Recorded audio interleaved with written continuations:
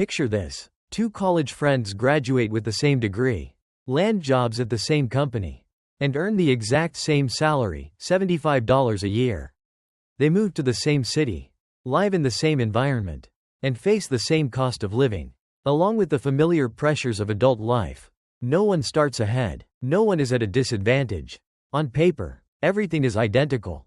Then time passes. 20 years later, the picture begins to split in two very different directions. One of them is sitting on a beach, sipping a cold cocktail, no longer worried about work emails or Monday morning meetings. The other is still sitting in an office, still working just as hard as they did in the beginning, and occasionally asking a familiar question: where did all my money go? What's strange is that the second person isn't lazy at all. They earn a good income, better than average. In fact, they don't think of themselves as reckless spenders. And yet, their bank account always feels tight. And that quiet anxiety about money never truly goes away. So what happened in between those years? If it wasn't luck, not some secret investment win, and not a hidden formula for getting rich that only a few people know, then what created two completely different financial lives from the same starting point?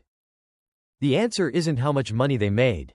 It goes deeper than that, quieter, more subtle, and often overlooked. It lives in how each person thinks about money, how they react to it, and the small decisions they make again and again over many years.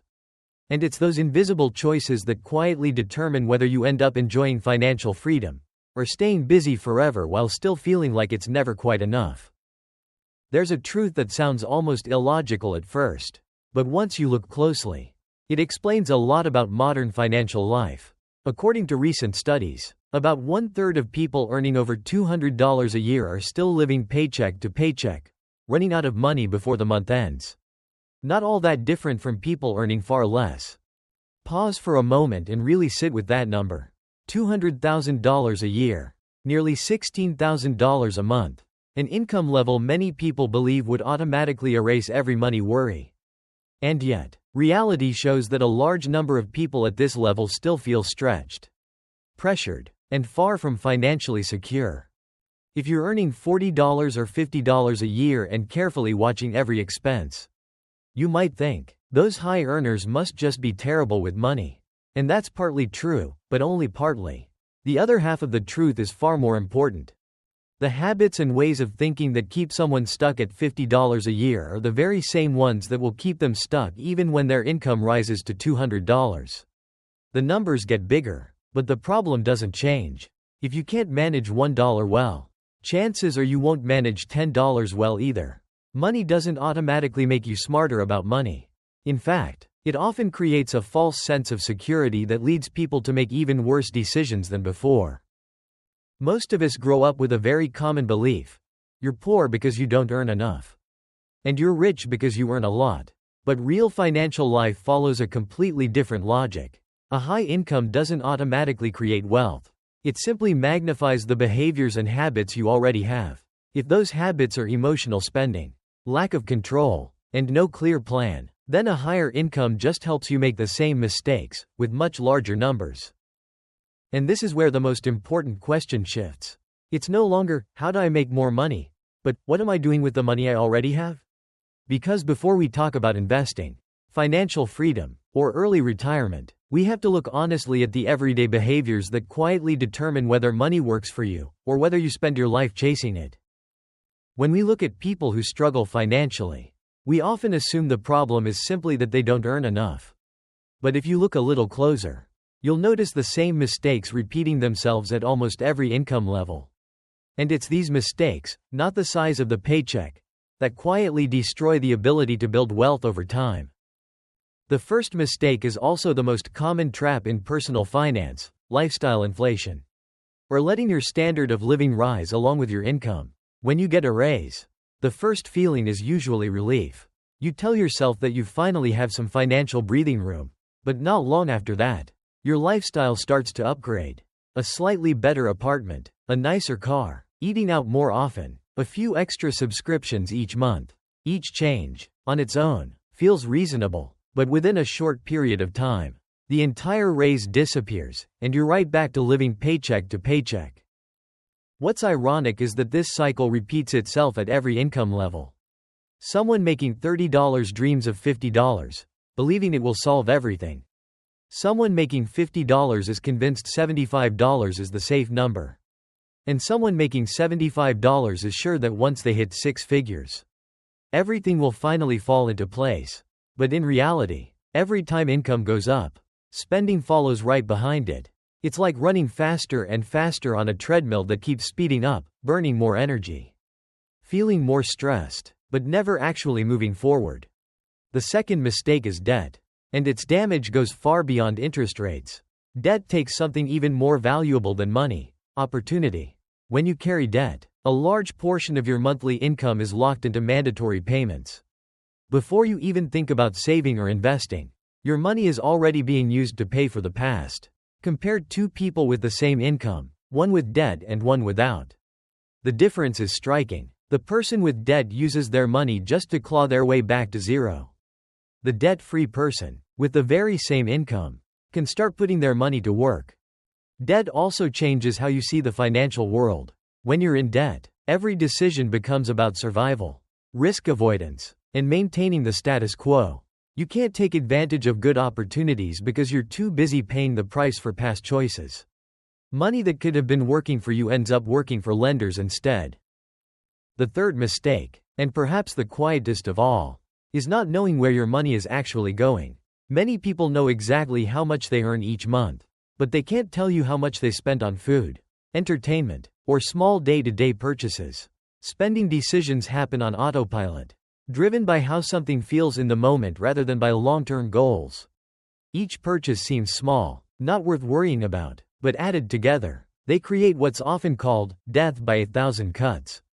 When you don't track your money, you're driving your financial life through fog. You're reacting to whatever your account balance happens to be instead of intentionally steering it toward where you want to go. On the other hand, simply knowing where your money goes can create a powerful shift. It turns spending from an emotional reflex into a conscious choice. And this is the key point of this entire section. These three mistakes aren't really money problems at all. They're psychological problems, about how people respond to security, to the fear of not having enough, and to the pressure to keep up with a certain standard. Until those patterns change, higher income alone will almost always lead to the same financial outcome repeating itself. Once you clearly see the common mistakes, the next natural question is this: what do people who build long-term wealth actually do differently? The interesting part is that they don't rely on complex strategies or extraordinary incomes. Many of them earn perfectly average salaries. The difference lies in a few simple principles, applied consistently over a long period of time. The first principle is understanding that time is the most powerful asset you have. In investing, the person who starts early almost always beats the person who starts late, even if the late starter invests more money. And that's not because they're smarter, but because they give their money enough time to grow. Compound interest doesn't need magic. It just needs time. With each passing year, money doesn't just increase, it becomes more capable of increasing. That's why $1 invested today is far more powerful than $1 invested in the future. Once you truly understand this, you realize that delaying is not neutral. Delay always comes with a cost. The second principle sounds simple, but it's the foundation of nearly every sustainable financial plan. Pay your future self first. Most people approach money in the opposite order. They spend on the present, pay their bills, buy what they want, and then hope there's something left to save at the end of the month. And as you might expect, there usually isn't. People who build wealth flip this process. The moment money hits their account, they immediately set aside a fixed portion for saving and investing. Only then do they organize their lives around what remains. What matters here isn't the exact number, it's the order of priorities. When you pay your future self first, you're no longer constantly battling willpower over whether you should save this month. The decision is made up front, and your lifestyle automatically adjusts to the remainder. Saving and investing stop being an effort and start becoming a system. The third principle is a completely different way of looking at spending, clearly distinguishing between assets and liabilities.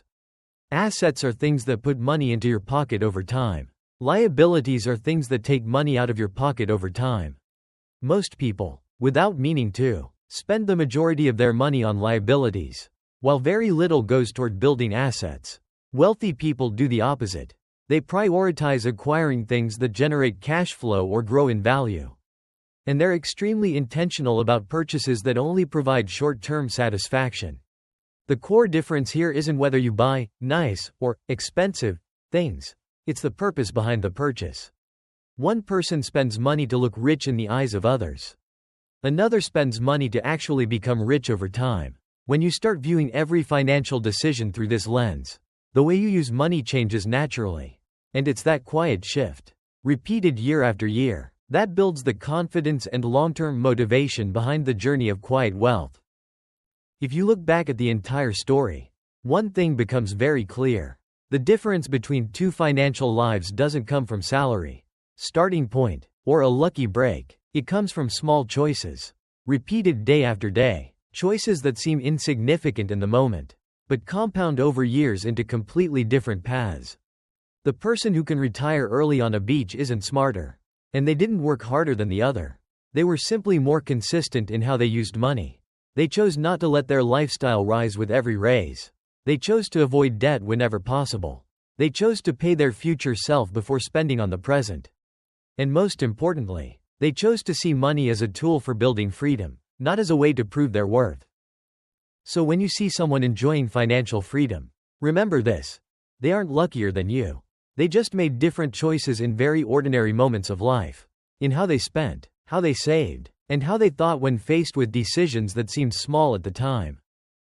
Your financial future isn't decided in a single day. And it isn't determined by one big decision.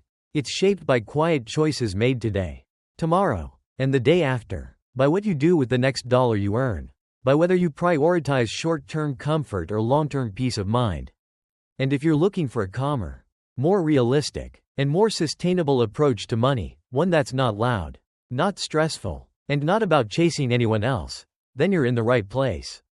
If stories like this help you see money a little more clearly, stay with Quiet Wealth. Together, we'll build wealth the quiet way, slowly, steadily, and with intention.